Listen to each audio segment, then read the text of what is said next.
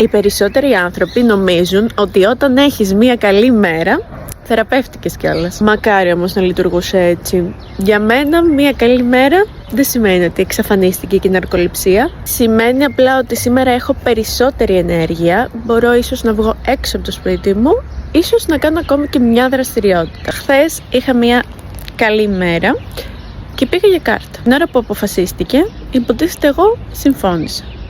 Μέχρι να φτάσουμε, είχα αλλάξει ίσα με 100 φορές γνώμη, αν θα μπω ή όχι. Να μπω ή όχι. Θα τα καταφέρω, δεν θα τα καταφέρω. Μέχρι και τη στιγμή που ήταν να μπω, έλεγα δεν θα μπω τελικά. Μπείτε εσείς μόνο. Εν τέλει με πείσανε και είπα στον εαυτό μου: ωραία, και να μην τα καταφέρεις, θα κάνεις την άκρη και δεν έγινε τίποτα. Θα είσαι ασφαλής. Και μπήκα. Έκανα λοιπόν 12 λεπτό γύρω μου και πραγματικά το χάρηκα πάρα πολύ εκείνη τη στιγμή. Αλλά μετά ήρθε αυτό που δεν βλέπουν οι περισσότεροι. Το ώμα μου ήταν κουρασμένο. Ήμουν εξουθενωμένη. Λες και είχα δουλέψει για ώρες ασταμάτητα.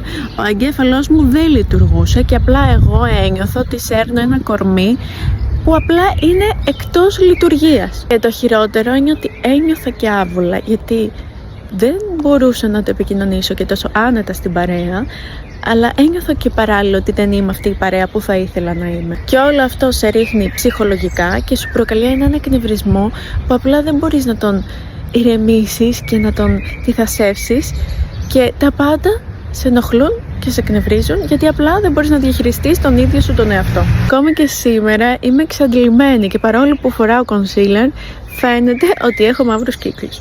Αλλά αφού έκατσα και στεναχωρήθηκα το πρωί στο σπίτι μου, είπα δεν θα το αφήσω να με νικήσει άλλη μια μέρα.